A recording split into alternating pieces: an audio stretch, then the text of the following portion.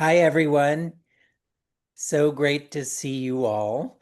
And welcome to the August edition of the Do Tell Story Swap. We are based in Santa Rosa, but we have people from all over the country and all over the world. It's nice to see everyone. Um, as usual, stories are 5 to 7 minutes um, told, not read. And Katie, I think we're kind of taking people up to almost 10 minutes now, right? Yes, if you have a longer story, but I think most Yeah. people, unless you have a longer story, maybe you can tell us, let me know. But I think they're around about 7 or 8 minutes. Yeah. Okay. And as always, if you do have a longer story, let Katie or Meg or someone know in advance, and they will plan for it by putting you at the end of the program. Like always, around midway through, we will have a break and we have a question for you to, a prompt for you to think about. And when we come back from the break, we introduce ourselves, where we are zooming from, and a quick, brief, concise answer to the prompt. Telling storytellers to be concise is kind of a losing battle, but do the best you can to be as brief as possible. And so we have a really nice roster of tellers already signed up. If you didn't get on the roster yet, please go ahead and send Katie a message through the chat that you would like to be added. But let us turn it over to our first teller.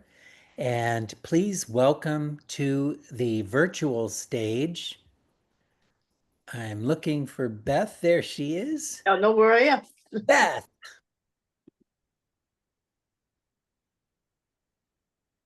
Well, I'm using my phone for the first time and I have no idea how it's coming across, but I will do this little pork tale that I have adapted from Marjorie Bernstein and Janet Coburn, written in the 70s or so. And it's coming from a tale from the Bunji and the Swampy tribes of the Winnipeg Lake area in central Canada. It's how Sun made a promise and kept it. Now, back long, long ago, before time even began, Whiskey created the earth and the sky and put in the rivers and the oceans and the streams and made the land,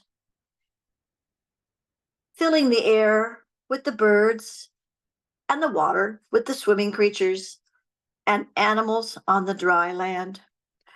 And it was beautiful. But living on earth was not always pleasant. For in that time, Sun had no boundaries. Sun would roam close to the earth and make it so hot, or be gone for times, and all the creatures would freeze to death. Wiskajag knew, something had to be done so that light and warmth could be on the earth consistently. Thought, thought it had a plan finally, and with fibers that were practically indestructible, began to weave together a rope so long that he created a net big enough to throw into the sky when the sun visited again and capture Sun. And that's exactly what happened. Whoosh, he threw and threw that huge net, and Sun was caught. The net he tied very securely to the stumpiest stump he could find, strong enough that nothing could pull it out. And Sun was so angry. Oh, let me out. Let me free. Whiskaja, why did you keep me in this net? Well, Sun, we need to have light and warmth here on Earth, and you go off and leave us cold all the time. So I have kept you. Now you'll be here to give us warmth and to give us light. No matter how Sun pleaded and pleaded, could not get away. No. And then Whiskajak realized what a huge mistake he'd made, because Sun was too close to Earth and it got hotter and hotter The animals from the forest came in crawling and saying, "What can be done?" Everything was turning brown. Whiskajek knew he had to let Son go, but not without a promise. How could he do to make him promise?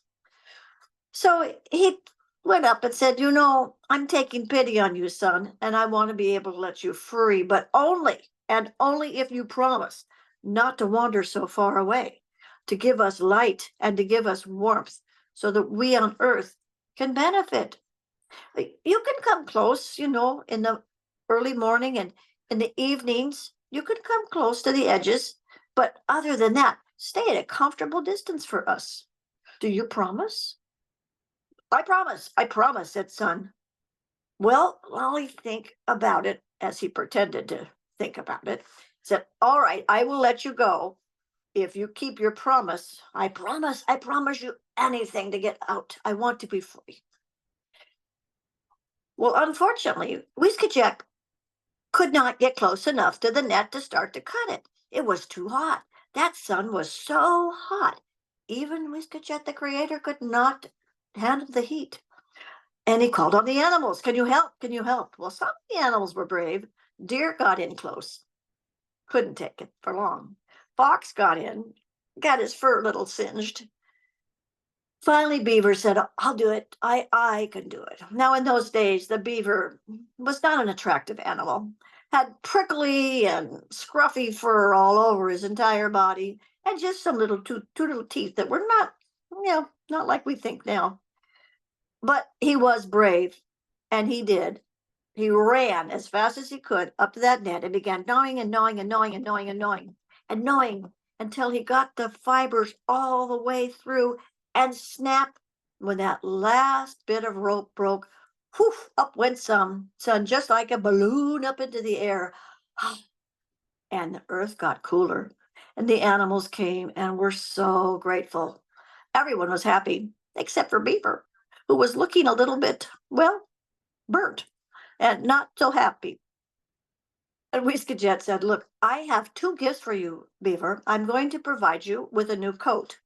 And in fact, Beaver now has the coat that all the animals envy. It's just a beautiful, shiny coat and sharp, sharp teeth, indeed.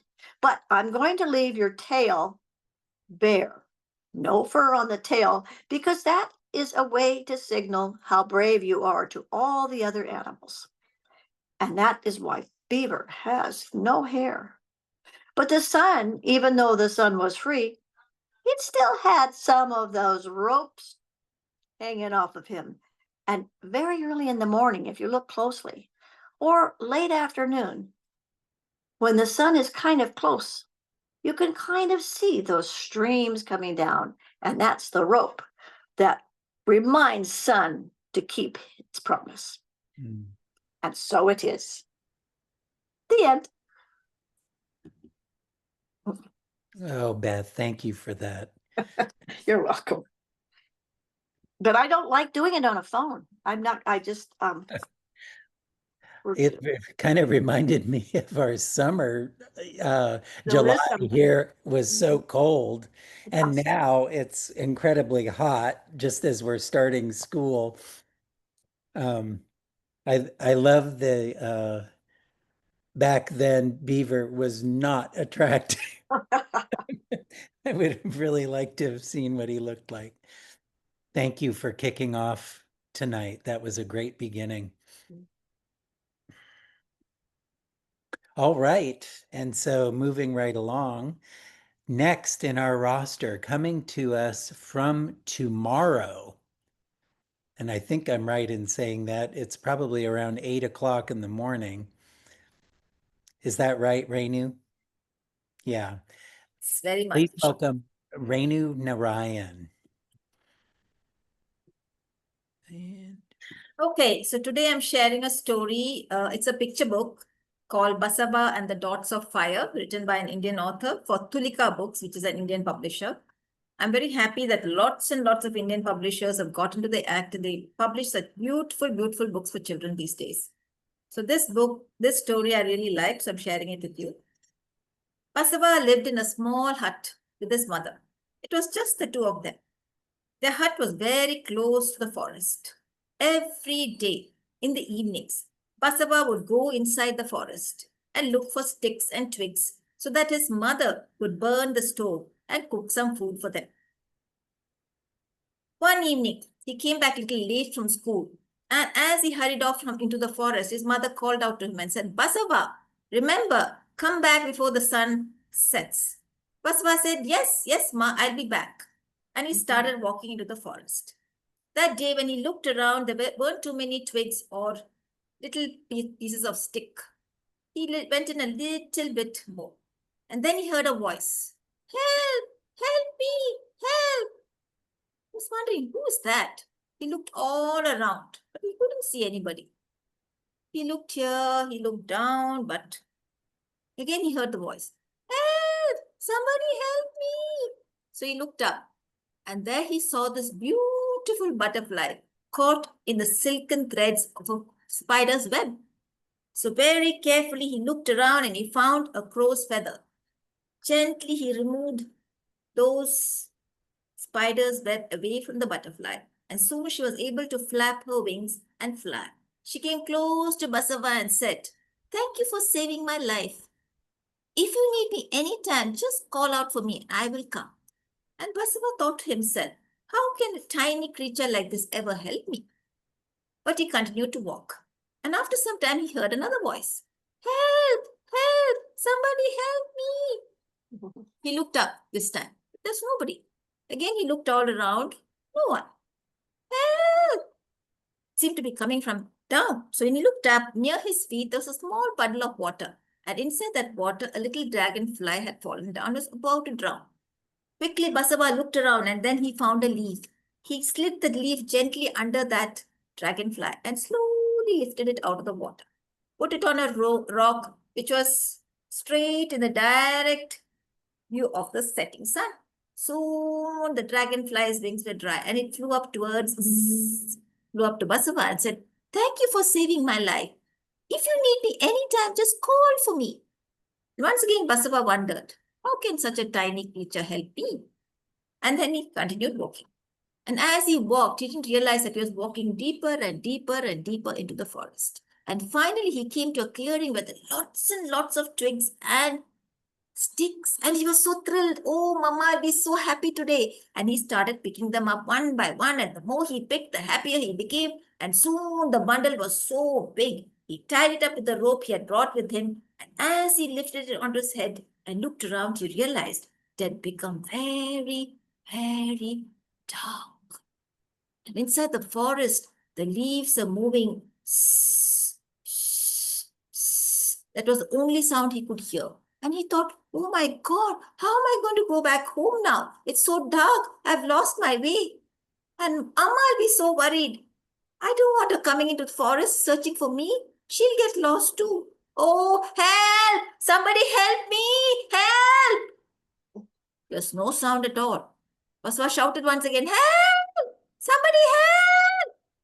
Then he heard a voice. Oh, what's the matter? What's the matter? And he saw the butterfly. And right behind the butterfly was the dragonfly. What do you want, Basava? I want to go home. It's become so dark and I can't find my way. Oh, don't worry at all. We will help you, they said. Off they flew. Basava wondered, where have they gone? At least they were company. But soon they were back with another little insect. Oh, who's this? This is our friend and she will help you. But how?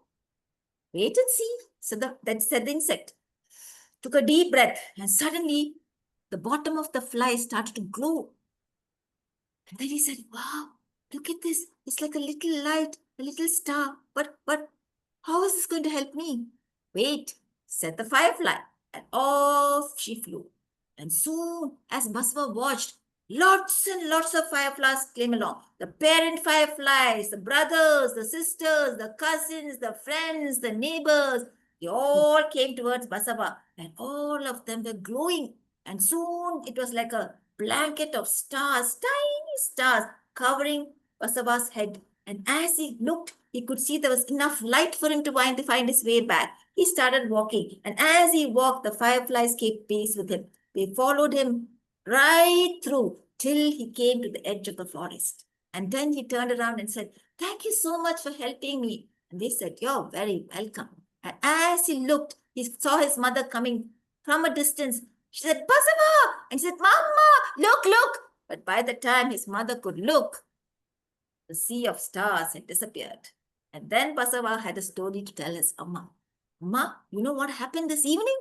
And then the story spread like wildfire all over the village. And if you ever happen to go to Basava's village, you can hear the story too. Thank you for listening. Mm.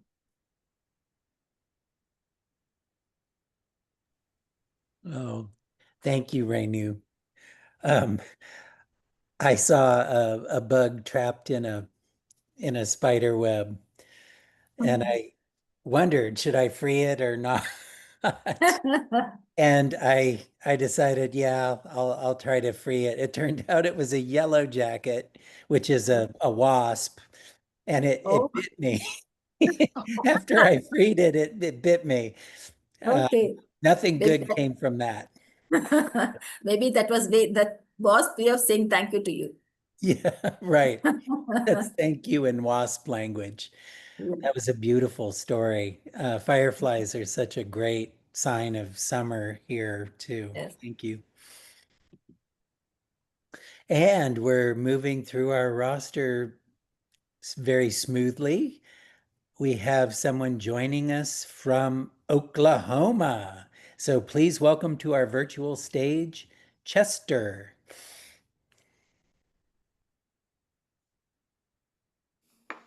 So sure, I need to unmute. That would help, wouldn't it? Well, good evening, everyone. I'm glad to be here. This is a mostly true story, except little the enhancements here and there. But it's a little story I call Leo and the Pickup Hood. I hope I haven't done this for this group. I don't think I have, according to my list. But in December of 2017. My wife and I are headed out toward western Oklahoma, northwest Oklahoma, where we grew up, to go to a memorial service for one of her cousins. It was not a cousin that she knew well, but the cousin's mother was someone very close to my wife, and so they were special. So we go out there to this small community where, as I said, we grew up in that area, so it's kind of like going home. The memorial service was held in a old school. This is a very small town. Town's been around since before statehood. Small town today, probably less than 200 people. The school was probably built in the 40s, maybe 50s, but the gym has been maintained as a community center since that time. So even though it's old, it has character. And it's people come in for different kinds of events, including funerals and such, sometimes entertainment. It's basically a gym with a stage on one side and seating on the other side. So we come in, we park, we walk into the building, and because it's a memorial service, there's going to be a dinner afterwards. And when you go to a small town funeral, usually where some church ladies or somebody like that is doing all the cooking, you know what that smells like.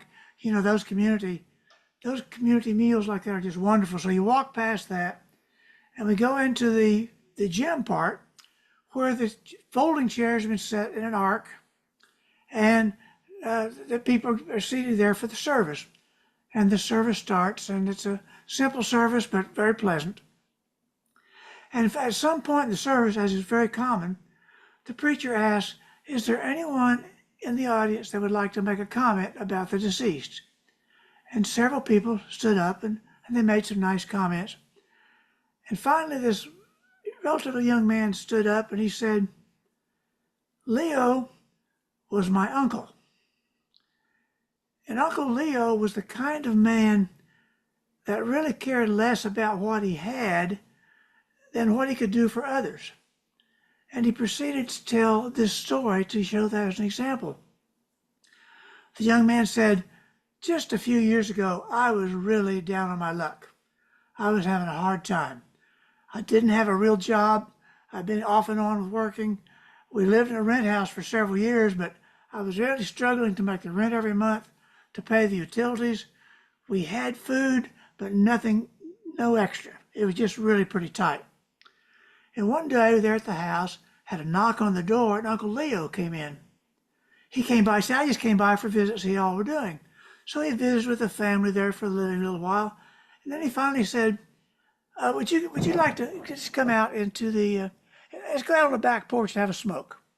So that's what we did. We stepped out there in the smoke in the little porch and stood there, and we were just talking, and each of us having a cigarette, kind of looking over the backyard. Uncle Leo said, hey, what's that back there? In my little backyard, we'd been there for a while. We had 4 or 5 trees back there, and there's an alley behind the trees. And over the time, frankly, I'd put a bunch of junk back there, car parts, and there's an old boat. It's just miscellaneous stuff back there. And the guy said, well, what do you mean, Uncle Leo? He said, well, that thing with that middle of that tree, what's that thing sticking out behind that tree? And he said, well, that's a pickup hood. He said, oh, really? What's that off of? He said, well, you remember that Ford F-150 I had, that blue one? Oh, so yeah, I remember that. He said, yeah, that's what that's off of. He said, is that pickup hood, is that pretty good shape? I said, oh yeah, it is. It's a little rusty, but there's no holes in it. There's no dents. You could sand it off and paint it up. It'd really be good shape. And my Uncle Leo said, well, would you sell it? And I thought, well, yeah, I'd sell it, sure. And he said, well, would you take $150 for it? And he said, I got to tell you, $150 at that moment in my life sounded like $1 million. And I said, sure, I'd take that. And Uncle Leo said, you know, I got paid yesterday. I just have a little extra cash on me. And he reached in his pocket and he pulled out he had some bills folded up with a paper clip on them. And he handed it to me and he said, I just happened to have $150 on me. And I opened it up. There's a $100 bill, 2 20s, and a 10. I put it in my pocket. And he said, by the way, you know, I really can't take it today. It might be a few days. Could you keep it for me for a while? And I said, yeah. Hey, that'd be great. Just whenever you can. So we visited a little bit more, and then Uncle Leo left, and he went away for the day. And I have to tell you, that $150 represented a turnaround for us at that time. A few days later, I actually got a good job, a job I still have today. Got caught up on my rent, got caught up on my utility bills. We actually went out to a movie a couple of times. Things are going pretty well. And you know, the funny thing, Uncle Leo never came back for that pickup hood. I don't really think he ever intended to.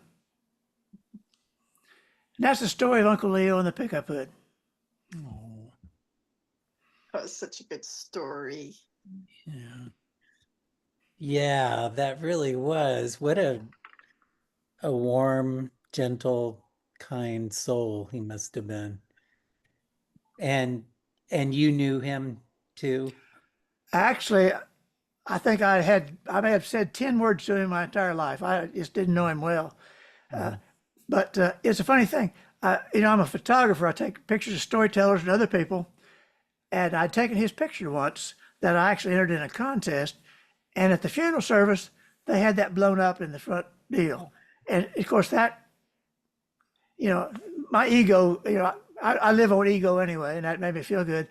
But it was a good picture of him, and I don't think he'd had very many pictures before. But anyway, that was Leo. Thank you. And your story really celebrates him beautifully. Thank you.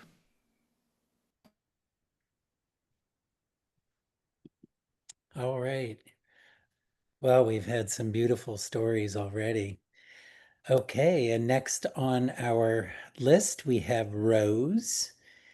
And I'm looking for Rose and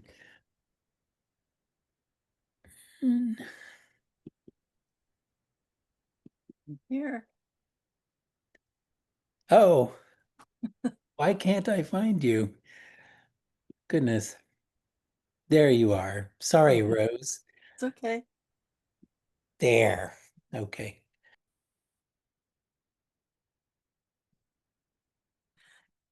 I was born and raised in Vernal, Utah. Now, if you went to go on the internet and looked up Vernal, Utah, you would find that Vernal, Utah is also known as Dinosaur Land. That's because back in about the 1920s, they discovered dinosaur fossil bones in that area, and most they'd found in any other area. And so they quarried those bones out, and some of them went to museums all across the country. And it was around the 1950s when I was a child that they decided that, those bones really ought to stay in Vernal. They were our bones. And so they began to excavate down at what they call Dinosaur National Monument, Dinosaur Quarry. Now, in Vernal at that time, there were dinosaurs everywhere. There was a cute little dinosaur called Dino, and this little cartoonish dinosaur picture would be in the paper and on signs. There were statues of Dino. There were statues of other dinosaurs.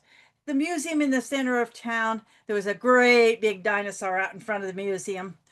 And when you went inside the museum, you could see displays and pictures.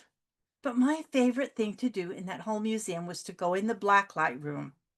And they had minerals and rocks there. And there was a light switch. And when you turned the light switch on and the black light was on, those minerals and rocks would glow.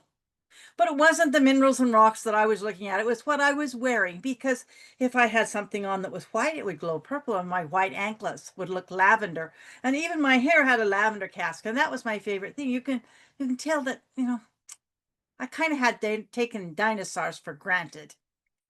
Well, we did a lot of field trips, and we often went to the Dinosaur National Monument. Now, the first time I remember going, there wasn't much of anything to see. It was just open fields. And the ranger who was there pointed out where they'd found the dinosaur bones.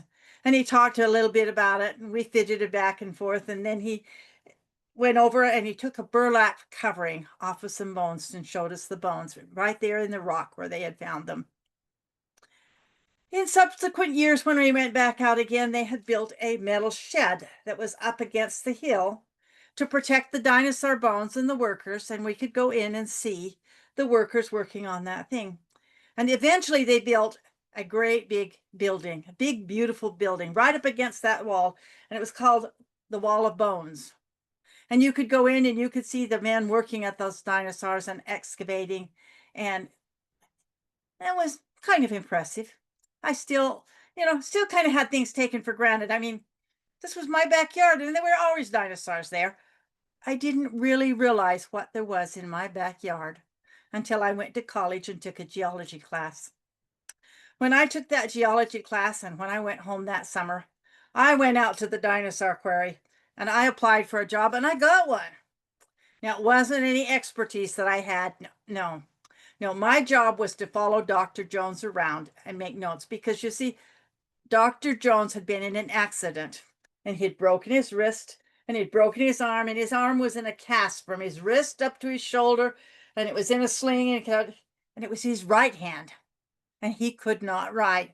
And so my job was to follow him around and write down whatever he said. That was in the morning, and in the afternoon I sat at an old scarred desk in the corner of his office with a clunky little old portable typewriter, typing out those notes and unsticking the keys. There were two keys that always stuck. And I was doing that one afternoon when the phone rang. Dr. Jones answered it. Hello? Hello, who is this? What? You're calling from Alaska? I'm an important man. I don't have time for pranks. And he started to hang up the phone, but then I heard the lawyer's voice on the other line said, but Dr. Jones, we found a baby dinosaur, a frozen baby dinosaur. What? Are you sure? Yes, but we don't know whether it's a brachiosaurus or a brontosaurus. We were digging the foundation for a house, and there it was. And Dr. Jones says, stop digging now. Don't you dig another spot, and don't you do a thing, and don't you touch that dinosaur until I get there. And he hung up the phone, and he paced back and forth. He thought, those idiots, they don't know how to take care of something like that. He said, I'm going to have to go see. And he says, young lady, you go home and pack your suitcase. You be sure and pack your long johns. We're going to Alaska. And take that typewriter. Well, it wasn't any time at all until we were at the airport. Now, it's 180 miles from Vernal to Salt Lake by car. Dr. Jones wasn't waiting for any car. We got on the plane and we flew to Salt Lake. And then we boarded a big plane. I had never traveled business class before. The stewardesses were wonderful. They took really, really good care of me. But it was kind of a miserable trip because that whole of that 5-hour trip, Dr. Jones was complaining this and that. And when we got to Fairbanks, Alaska, we got down off the plane and we walked across the runway, and there was the little commuter plane. Now, this little commuter plane, when we got on the plane, there was a single row of seats on each side of the aisle, and there was a curtain between the pilot and the passengers, and there wasn't even any stewardess. But we flew, and when we got there, then we loaded onto snowmobiles and came up to the place where they were digging this foundation. Dr. Jones walked around and he had things to say, but I couldn't understand a word he said. You see, it was so cold that as soon as you said anything, your words froze and they'd fall in a little kind of like a little egg shape thing in your hands. And you had to take them inside into the tin shed and put them by the stove to let them thaw out. And it was confusing, I can tell you that. But I was able to sort out Dr. Jones's words and write them down. And I went back out, and Dr. Jones was still pacing around there and looking at it. And I saw something that looked kind of interesting. And nobody was paying much attention to me.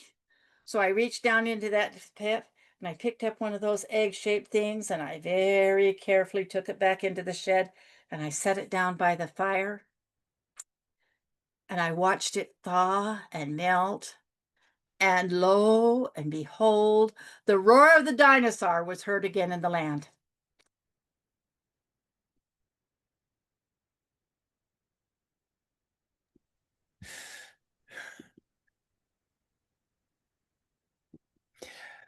Rose, everything was totally realistic and technical, and then suddenly you hit us with frozen words and a frozen roar.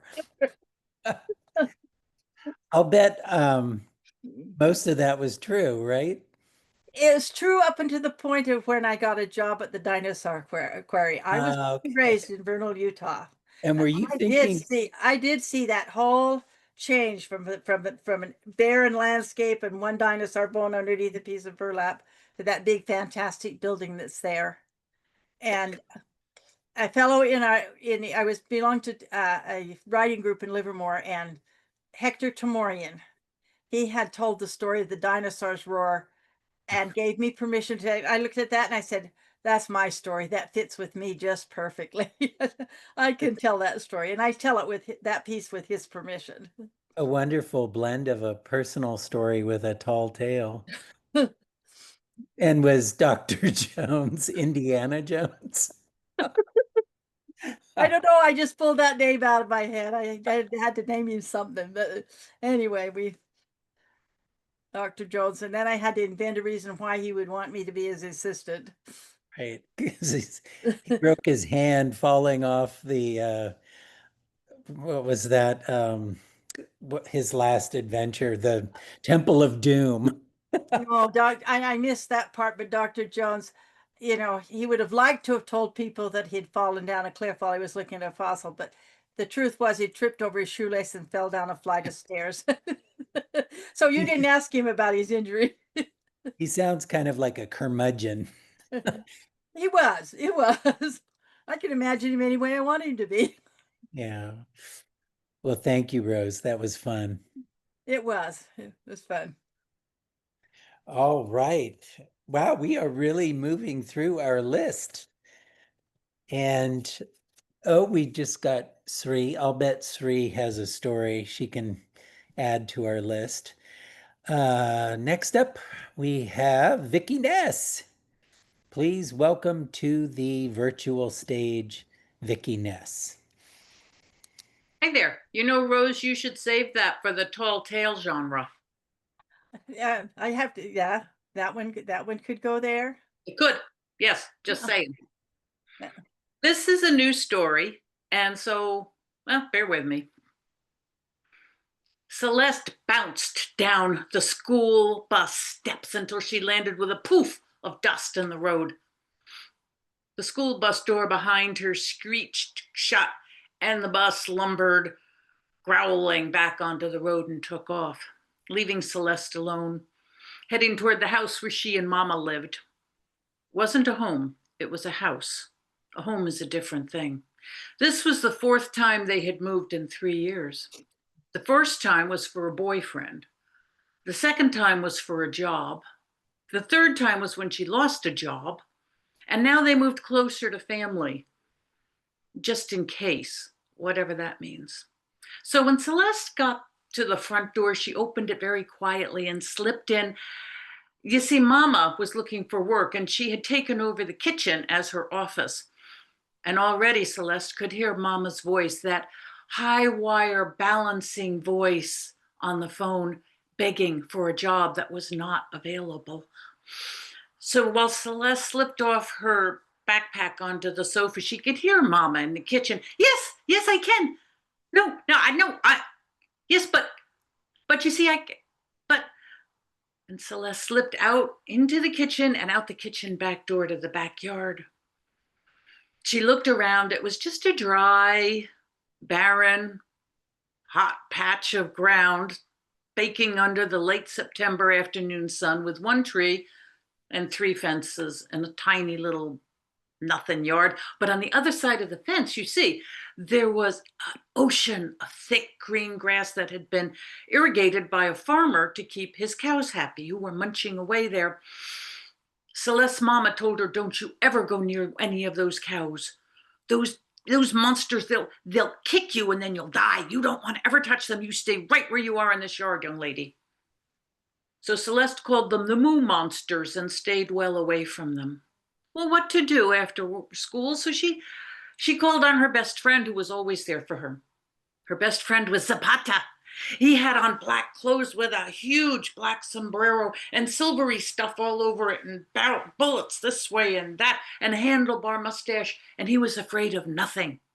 So she picked up a stick, and the two of them galloped off, chasing the federales and the banditos, vamonos, and off they went.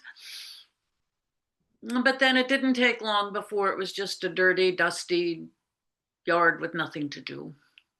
So Celeste went back into the kitchen without even making eye contact with Mama, and headed right to the sofa and sat herself down with the iPad, scrolling, seeing if she could find a quiet game to play until dinner, sitting in a dark, low, damp living room that could never be a home. Even smelled, the rug smelled. But then she heard Mama's voice rising like a holiday, like balloons let loose. Yes, of course I can. Oh, yes, I'll be there Monday. Of course, and I can do that. Oh, it's no problem at all. I'll be there and I can do this job. And all of a sudden, the house seemed warmer, and all of a sudden, Celeste could see a Christmas tree in the corner of the living room. She could smell pancakes on Sunday morning and laughter in the kitchen. Maybe they'd even have a bird feeder out in the yard. This could be a home. And she waited for her Mama to poke her face around the door and say, I got a job, but she didn't. She just walked by like a ghost, right past the door frame. And she heard the back door open, and there went Mama out into the yard. So Celeste followed her. And by the time she got halfway across the yard, why, Mama was all the way to the fence, climbing over the fence and standing really, really near a cow, talking very loudly to it, standing up and saying, hello, cow. Hello, I'm your friend, and you can be my friend. I'm not scared of you if you're not scared of me. I won't be scared of you.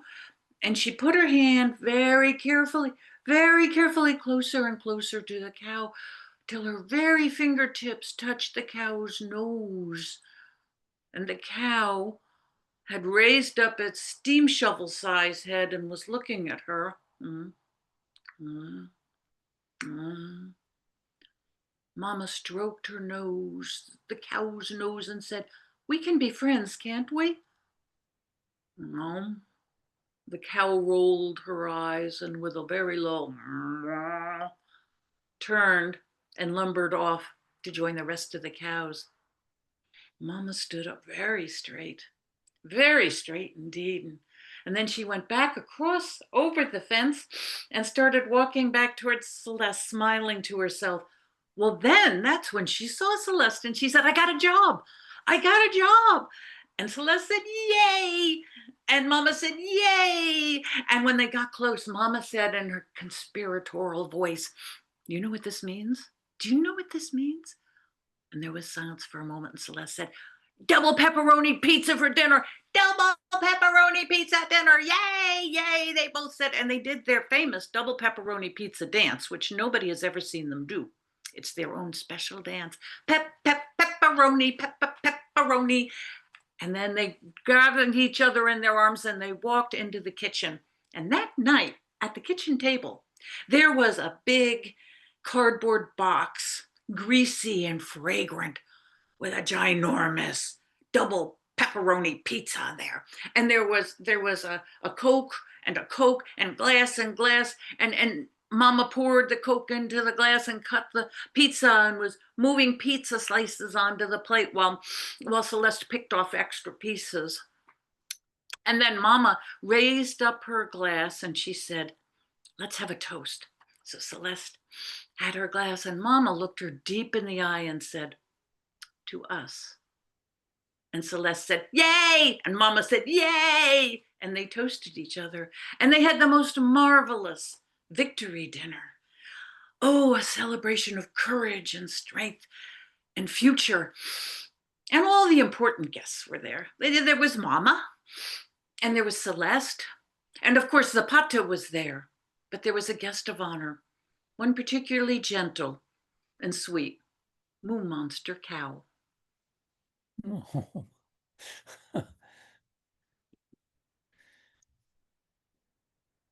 I thought that was really interesting how she got the job. And at first I thought, oh, her job is going to be working at a dairy farm. And so she's going to have to overcome this fear. And that's what she did. But obviously it was overtaking a step in life. It was a good way of demonstrating that. That was beautiful. Thank you. Thank you. And that didn't feel, you said you had just put that together. Of course, you really impressed me, and I'm sure everybody else, with how polished it seems and the beautiful language. Oh, High wire balancing voice and voice like the release of holiday balloons, steam shovel head. Those are, yeah, cows have heads like steam shovels. I guess they do. Yeah. You know, actually, I told it once to Katie, a month or two ago, and then I forgot about it. And I thought, what the heck? I'm gonna tell it. So thank you for giving me the time. That was beautiful, Vicki. Thank you.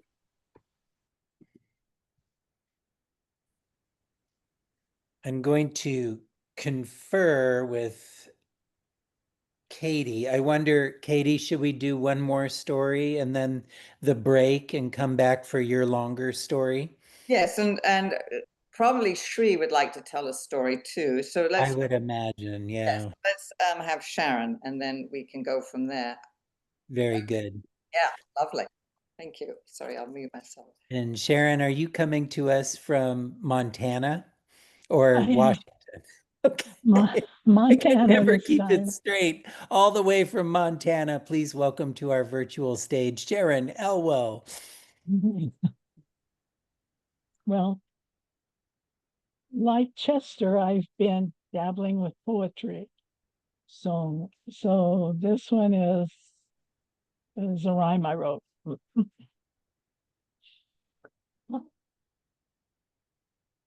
In a room at the top of a dimly lit stair, an old man sits in a straight-back chair. His candle flickers and nearly fails. Outside the window, a storm whistles and wails. But he doesn't listen and he doesn't see.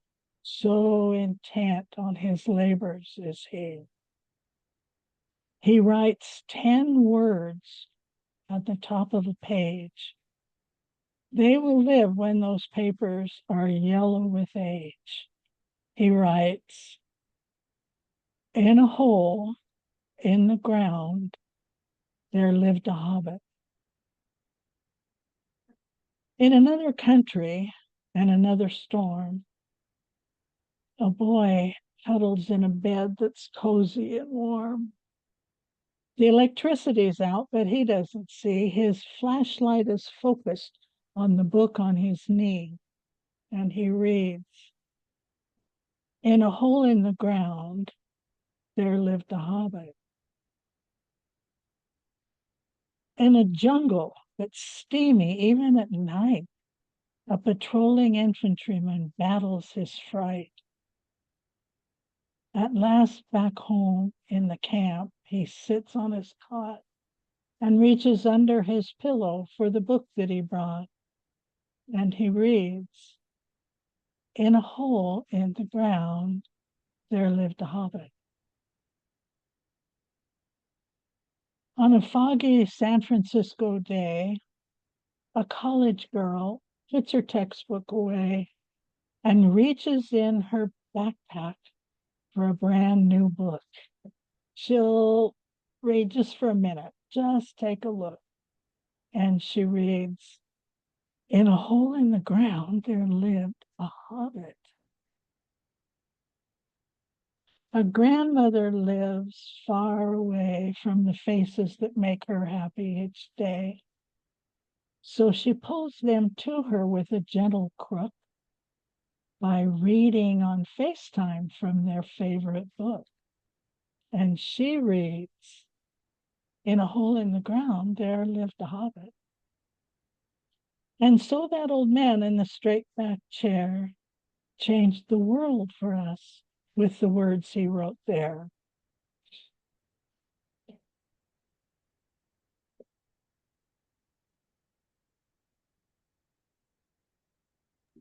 Wow. Are you writing a lot of poetry these days? No, That, that's it. The only oh, one. that was beautiful. Wonderful repetition of the first line of The Hobbit. Is that right? J.R. Mm-hmm. Tolkien. Yeah. Oh, and you span the world with that. That was that was absolutely beautiful. I think Thank you. you should keep writing poetry too. What is it like for you remembering poetry versus remembering a story? Do you Really find- terrifying because a story will lead you through, you think of what's next and what's next. And if you scramble the words, it doesn't matter. Mhm. But with poetry, that's, if you forget it, you're lost. You're dead in the water. And your audience knows when the rhyme and the rhythm are not, Yeah. meter is messed up. Yeah, So the it's mistakes pretty show up. scary. It's like playing a violin versus a piano, I suppose. Like one small mistake and it turns into Yeah. a squeaky mess, right? Oh my Yeah. goodness. Well, that was very brave of you. Um, I have really struggled with memorizing poetry. Yeah. Thank you, Sharon. You're always surprising us.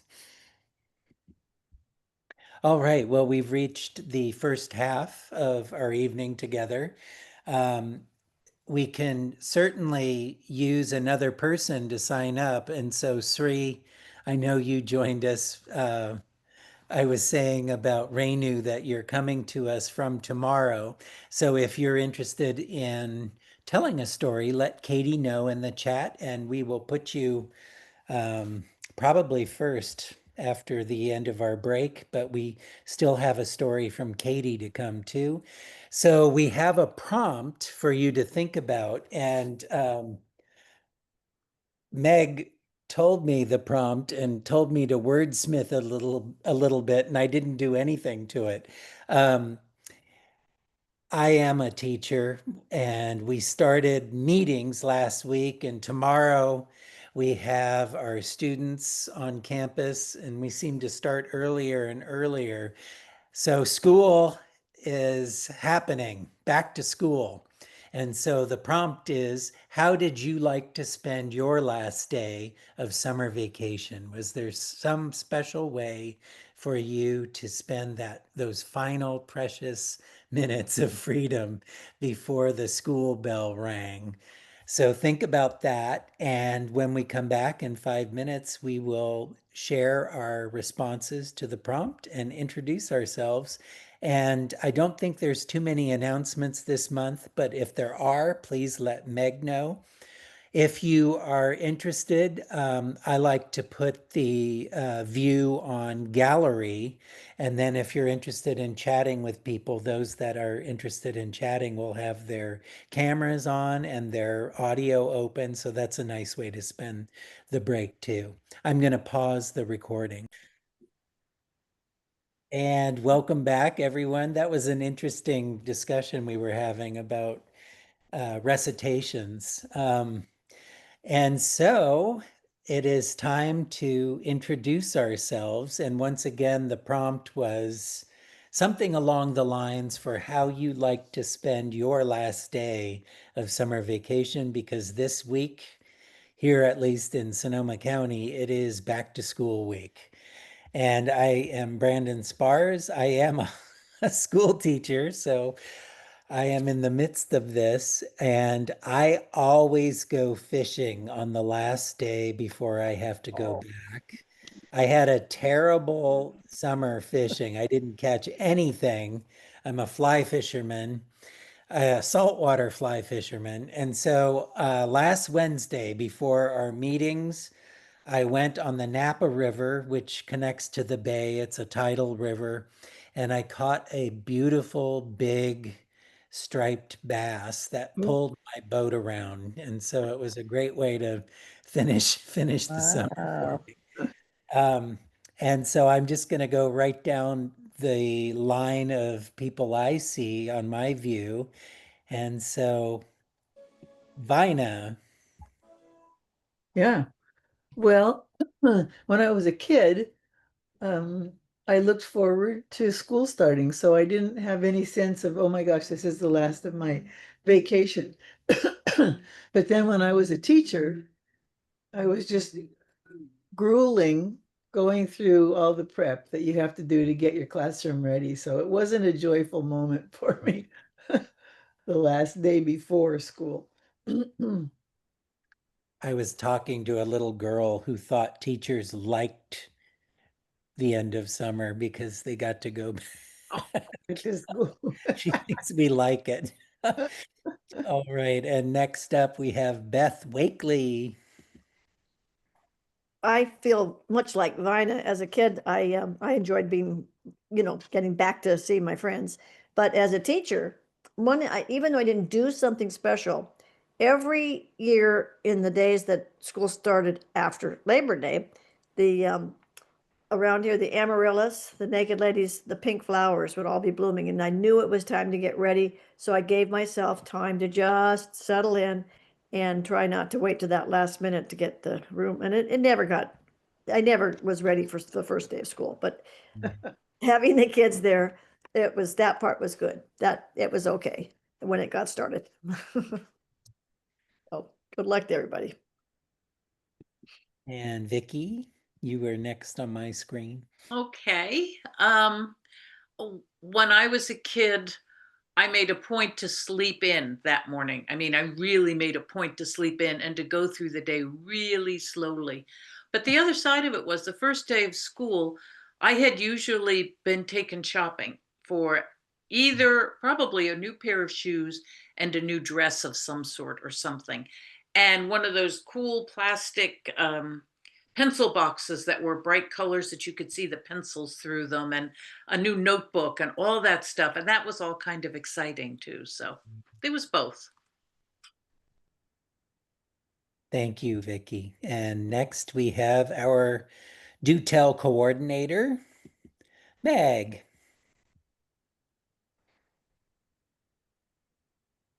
Meg, I think Mute. you might be There we go. muted. Yeah, well, today I was taking care of my grandson on his last day before he goes back to school, and it was kind of just a boring day, frankly. And it made me think about, so I was going into the 6th grade, and one of the things that was wonderful about when I was growing up is that we could wander all over the place. We lived in the country and it was pretty wide open. And so on that last day of school, well, on the day before the last day of school, that's what we were doing, roaming around the countryside. And we'd gotten really quite far out, and it was time to turn back for home. And a couple in a car came along and they talked to us for a little while, and they said, would you like a ride home? And I said, oh yeah, I would really like a ride home. They drove us home. Well, my parents were really upset.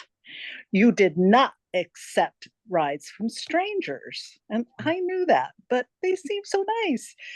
And I was grounded that very last day before school started. And that was horrible. And I'll never forget that, being grounded on the last day before we had to go back to school. And that's what I was thinking about today. Interesting. What would you have done, Meg? What would I have done? I would have roamed Yeah. around. More roaming. Man, we just More had the roaming. best time just hiking off into the desert and down to the river, and finding some nice shade to just sit under.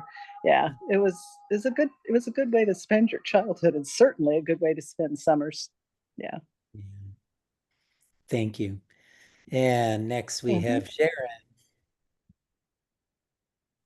By that time, I was bored with summer and anxious for school to get going. But Mhm. the big thing that I remember was that we would go to San Francisco to go clothes shopping for school clothes. And that was such a big deal because in those days you had to dress up to go into the city, so you had to wear shoes and stockings and gloves and buy something that nobody could buy in our little town of Mountain View. And so it was a glorious day. I remember dressing up to go into San Francisco too. And thank you, Sharon. Next we have Rose. Okay, I'm Rose Owens from Livermore, California. And when I was a girl, and I have to go back a little bit earlier in the summer because when summer started, my mother would get out her box of fabrics that she had already bought. And we would sit down, my sister and I, and go through the Sears and Roebuck catalog, and we would pick out the dresses that we liked. And this one and that one, and then we'd pick out a piece of fabric, and my mother would take the pattern she already had and she would adapt it and make that dress.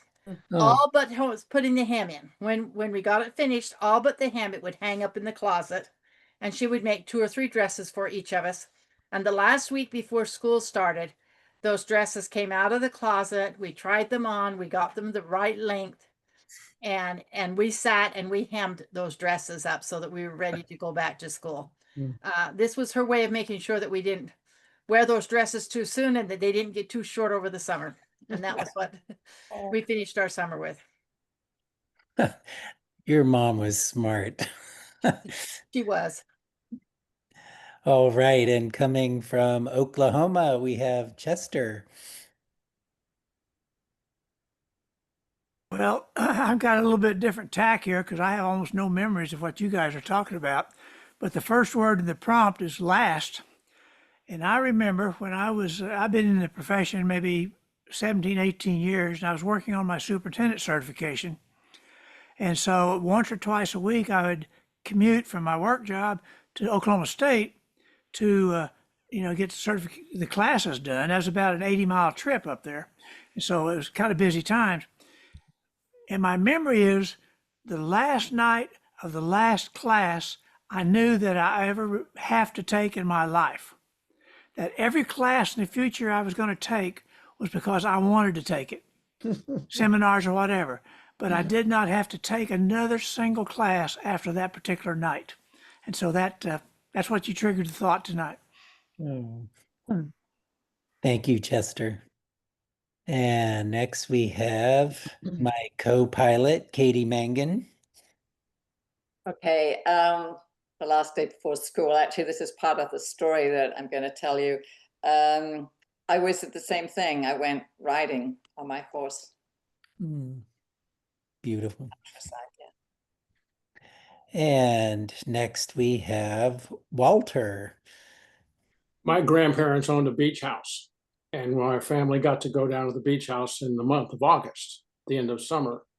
So the last week of August, we would all have to come back, go to school. We spent the last week of August cleaning house, because if we didn't clean the house, we didn't get to go back next summer. So our last 3 days of summer were spent cleaning house. And we were happy to do it because we knew if we didn't, we couldn't come back next year. Which beach was it? San Juan Capistrano. Oh, beautiful. Dana Point. And next we have Gay. Hi, Gay. Sorry to catch people off No, guard. You never know I who's never know next. which order things are. Actually, I can relate to that beach thing because every summer my family would spend the whole summer at a beach, at our beach house. Completely different than where we would normally live and go to school. So going back to school meant losing, having to put shoes on because you've been barefoot all summer. And it was not something I look forward to. Yeah. I didn't want to leave the beach. Thank you, Gay. Uh-huh. And next up we have Renu. Has Yes. school started in India? Yes, it starts very early for us. It starts in June. Oh, And these days, children hardly get about 45 days of holidays, I think. When we were kids, we got about 2 months off. And I remember when I was a child, I hated school. And I think what I hated the most was having to wear socks and shoes. So every time I went to school, I'd make an excuse. I'd tie a bandage on my toe and say, you know, my toe is hurt, so I couldn't wear it. And then they caught on, my teachers. And they said, take it off. Tomorrow you better wear your socks and shoes and come. So I used to stick a lot to my mother on the last day of the vacation, and I wouldn't let her out of my sight. Go and cuddle up to her in the afternoons and sometimes in the night. I hated school, and I dreaded the first day of school. So that was how I spent my last day. I think I'm a little bit like you were, Renu. And I became a teacher. Jeez. And my ambition was to become a teacher. Oh, God. What is it about? All right. And Genevieve. Hi. Oh, yep. I don't remember anything specifically about the last day of school. Much of our vacations, if we were traveling, happened maybe up to July or early. But the fact is that I loved going to school. I liked the beginning part of school. When I started taking tests and having trouble with them, then that was different. But the idea of going back and smelling the smells and feeling the desks and seeing everybody's pencil cases, like, and I just loved it. I loved the not only seeing friends, but just all the sensorial feeling of it. It was also new, even though we knew it all the way. And it was going to be a new classroom. So I looked forward to it, and I don't remember doing anything special on the last day. Thank you. And Sri, thank you. We're glad you're here, Sri. Thank you so much. Yeah, so for me, I had a younger brother who was 3 years younger to me, and as we already would finish our travel to native place to both the grandmother's father's mother and mother's mother's side homes and come back to then that the few days before the school, we got our new books, and the last day, it was my duty to see that all his books are covered and all my books are covered. So, as an elder sister, I had to cover all the books with a brown paper and then put on labels. In those days, labels of Snow White, Disney, and he would say, no, no, no, no, don't put all that, girls' labels on my books. You better put the labels of motorcycles or cars on my books because he's being a boy. These are all the fond memories I remember. I loved going back to school and meet new friends, wonder who is going to be our class teacher this year. And, would there be any new girls or new boys? And yeah, so I used to look forward and just see that all the books and labels and everything was perfect and would Hmm. love to go back to school. That was the last day just before schooling opened for us. Oh, Sri, if you look in the chat, you just sparked a lot of memories for a lot of people. We all had to cover our books with brown paper bags, I think. Great. And Deb, let's see, Deb, can Hey, honey. turn your Hey. camera Yeah, on. here, let me There get you go. back on. I'm trying to keep, I'm using up my battery on my phone, so I've been keeping my cell phone off and hidden. Am I there? School. As a child, I think I have a great memory of a summer of my mother's petunias all being in full bloom, and she would have me do the job of picking the petunias off, and it was so warm and beautiful in the last months or weeks of August. As an adult, because I was a perennial student, I have this good memory of hiking in the Sierras in California up on Crested Butte and pushing myself to make I don't know, over 1,000-foot climb, or, pretty high climb one day with a group of people from Sierra Club.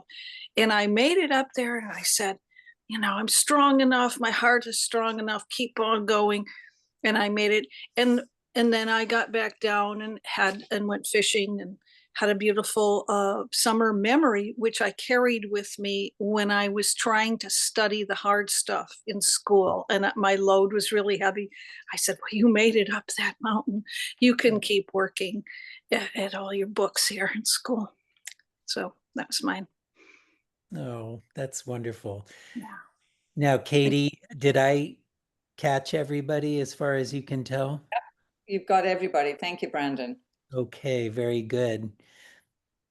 So now Shri is our next teller. Okay, very good. I was going to ask if Sri had. Yes. All right. So joining us from around the world from tomorrow, we have Sri Karuna. I love the pronunciation of my name. Thank you so much. Indian names are very difficult to pronounce unless it is like Renu's simple name. But yeah, loved it. Will you And say it good for us? Sri Karuna or no? yeah, it's perfect. Shri Karuna. Yeah. Um, yeah. So yeah, there is no H in the spelling, but it is pronounced as Shri. Whenever, S is followed by R in general in names, not in other words. Yeah, it's called Shri. I should Okay, have coming listened to to my Katie. She had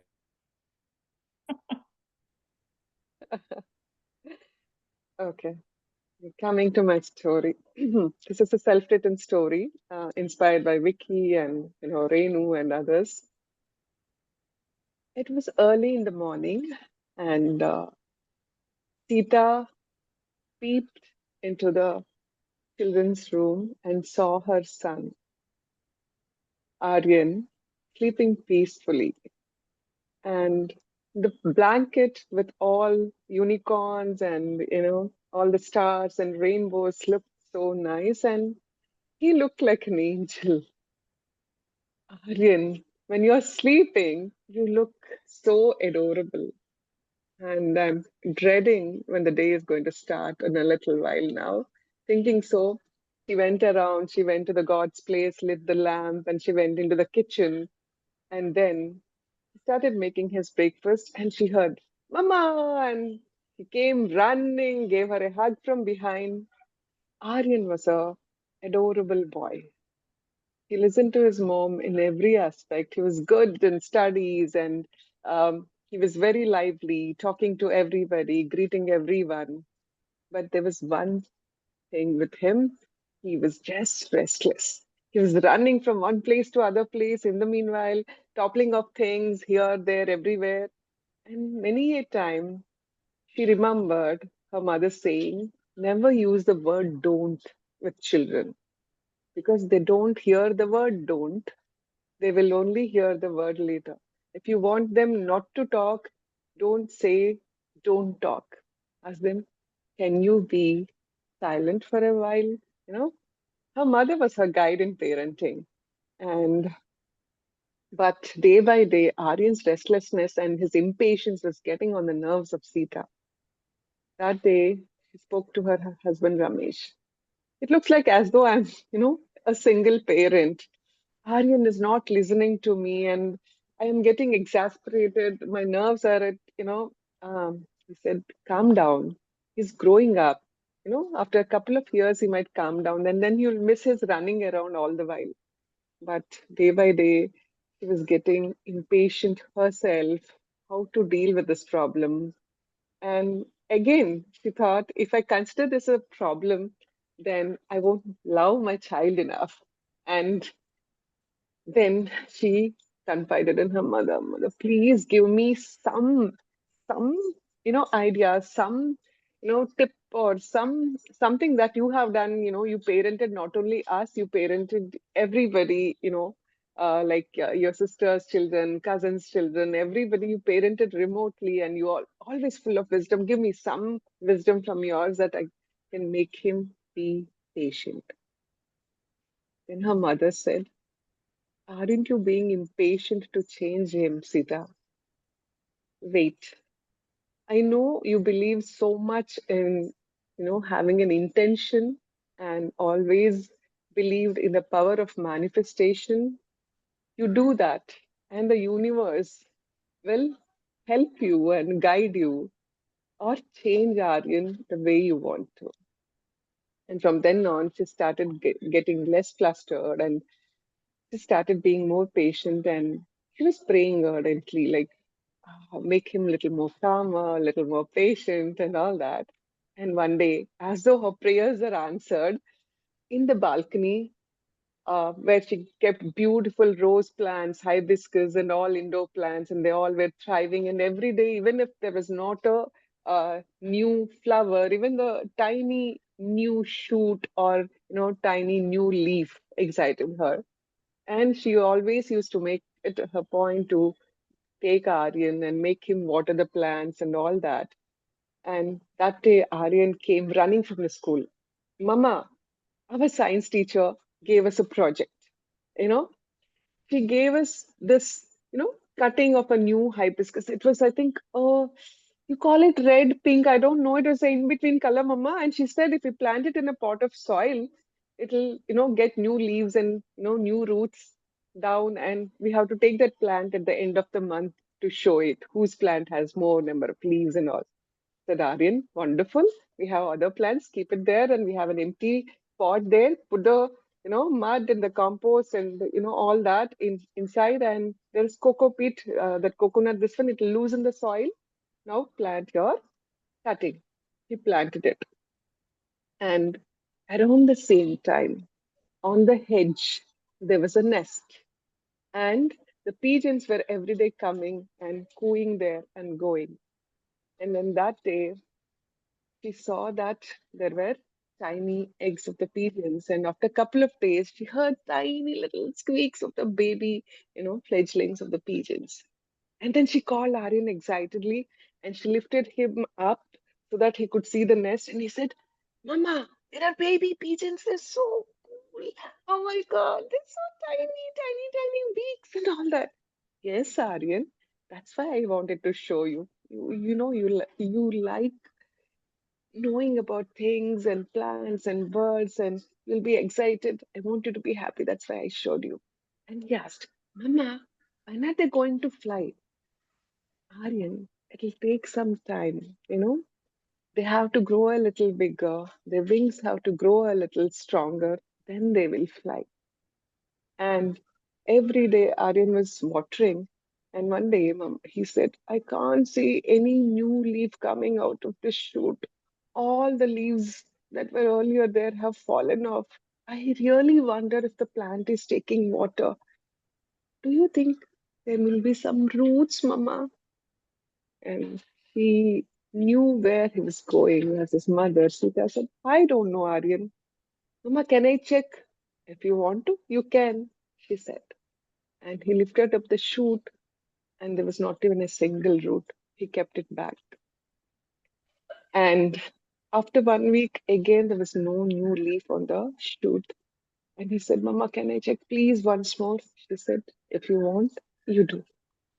And 3 weeks, he checked 3 times for the roots, but the shoot did not have roots, nor it had any new leaves. And it was time for him to take the project to the school, but his plant was not thriving. And that day, when he went to school, all his friends had got their plants and had new leaves. And the teacher was very impressed. And she asked Aryan, what happened to your cutting? What happened to your shoot? Did it not get new leaves? He said, no. Why, Aryan? What did you do differently from all these other kids? He asked.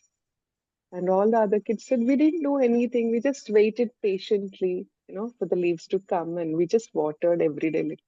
Aryan said, even I watered, teacher. Even I watered every day. Did you do anything else, Aryan? The teacher asked. Teacher, I just wanted to check if the water was being absorbed by the shoot or not, and I wanted to see if the roots have come, and I have lifted it from the soil a few times. The teacher said, that was not the right thing to do. I think that's the reason your fruit did not get leaves. He didn't say anything, and he said, Teacher, can you please give me a new shoot? I promise this time I'll be waiting for the leaf to come by itself. I will not do anything else. And the teacher gave him a new shoot, and he brought it home and he put it in the pot. And this time he did not, lift it up from the soil and all. And to his happiness, after a few days, he saw a tiny leaf emerging from the new shoot. And around that time, he saw this tiny pigeon trying to take a small flight from the nest. And then his mother said, Aryan, look, if these tiny little birds wanted to fly early, they would have fallen and they would have hurt themselves badly. But they waited for their wings to come and all. So, in every aspect, if we wait, we will be very happy. You keep running in the corridor. Sometimes you tumble, you fall, you hurt yourself, you physically hurt yourself. Sometimes, there is so much danger lurking when you're rushing towards the gate. The cars are coming in the driveways. If I tell you something, you seem to listen at that moment, but afterwards you forget. But you waited for the shoot to grow and you watched the birds, waited for them to fly. Now, what do you think, Aryan? Mama, I will start waiting now, said Aryan. That's the end of the story. Mhm.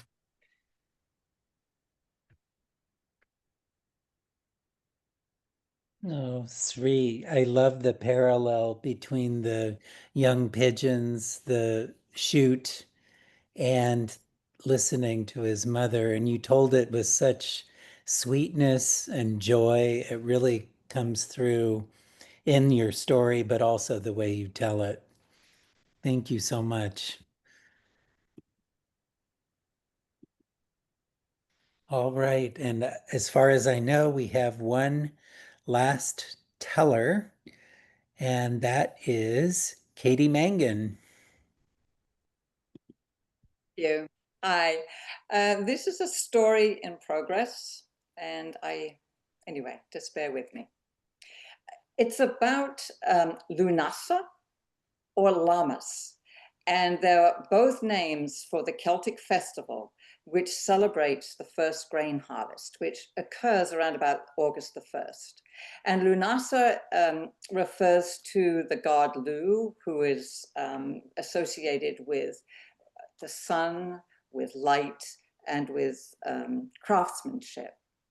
And Lammas is Old English for loaf mass. And it refers to the time when the first breads were baked with the new grains and they were taken to the church to be blessed. I grew up in rural England in the 50s and the 60s. And I was aware of the seasons and of all the crops that were growing. Now, towards the end of July, that's when school got out and the summer holidays began. And so I was delighted to be free at home. And I would spend a lot of time riding my horse Bracken through the countryside.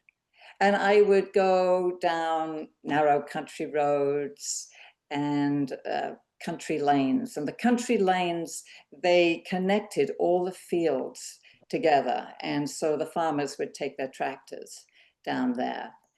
And I realized that the land was sacred, as were the crops. I mean, it was unthinkable to ride through or walk through fields of oat or wheat or barley. But as I did ride past them, I noticed how they changed the color. It went from a sort of flat green to a beautiful golden color. And when I passed a wheat field and heard the wind going through it, the wind would knock against the stalks and it would make a distinct sound. And when I went past the barley fields, which were my favorite, they just whispered. It was just lovely.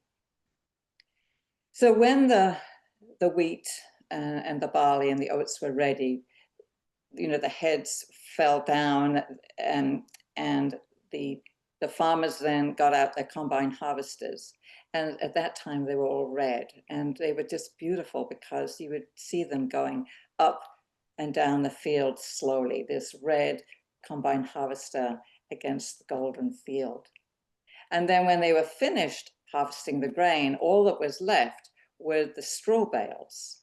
And so my friend and I, we would arrange these straw bales into jumps for our horses. And the horses got very excited because now they were no longer on these narrow lanes or the narrow road, and they were in these much larger fields.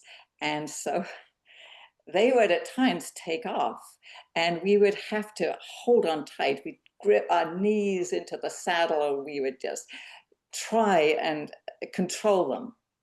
And it was impossible because of course the horses were stronger than we were. And so it was an exhilarating and terrifying ride.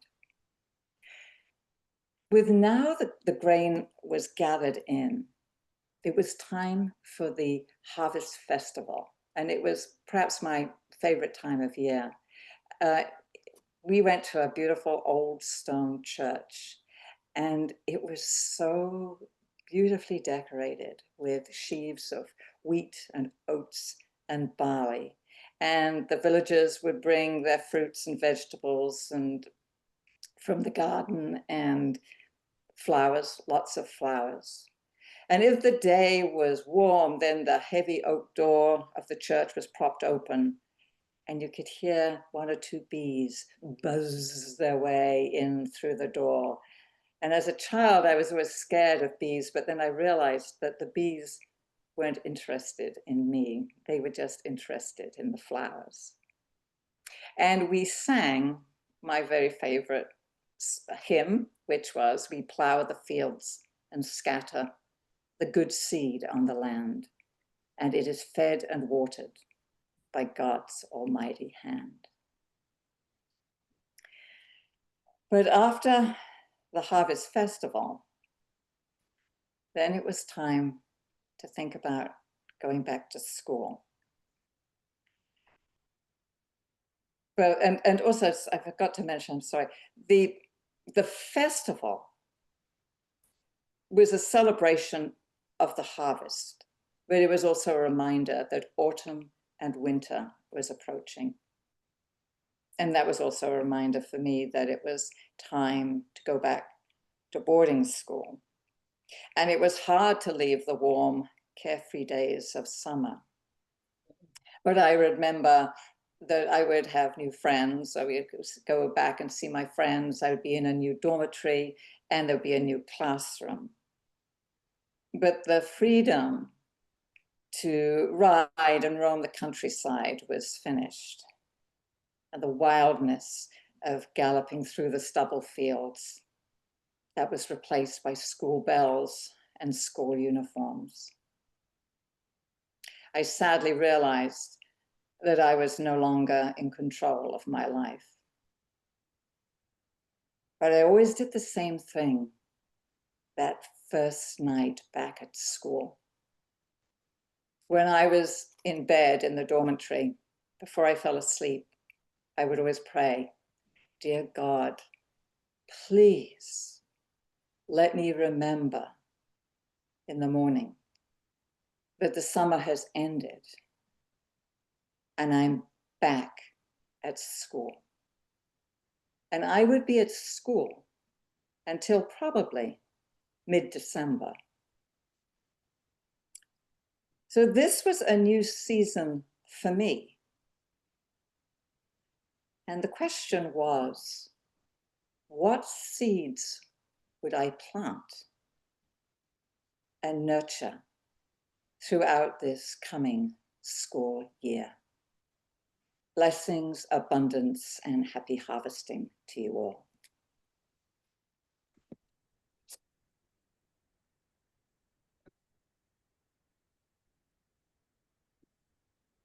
Oh, that was a really great expansion of our prompt in a lot of ways too, about going back to school. And I Yeah. love the wildness of summer, but then you're really not in control at school. That was a nice paradox. Yeah. Katie, that was a beautiful story. With the images of the whispering of the barley really took us there too. Thank you. Well, let's bring our tellers. So we've had a few tonight, quite a few. Renu and Chester. You can hear my new dog.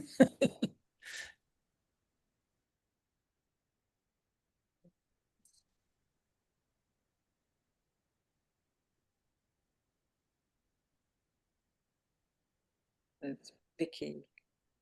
Sri, can you turn your camera on? Are you still there? Let's see, we have Sharon and there's Sri. Yes. And And Vicky. Vicky. Look at all the tellers. That is a full screen. Do I have everybody? I think you do. Yeah, the way it was. And I don't even belong in here, but I want to thank all of our tellers and thank everyone and thank our listeners too. There is such value in listening to one another, even if we're on Zoom. But we had a really nice evening. There's my dog again. Um, and I can't wait to see us all again in September. Hopefully, when I wake up, Katie, I will remember I am already back in school as well. Pray, just pray. Pray. Yeah, thank you. And thanks to everyone. Yeah. And I'll see Thank you you. in a month. Okay. Be well, everybody. It's wonderful to be with you. Yeah. Yes.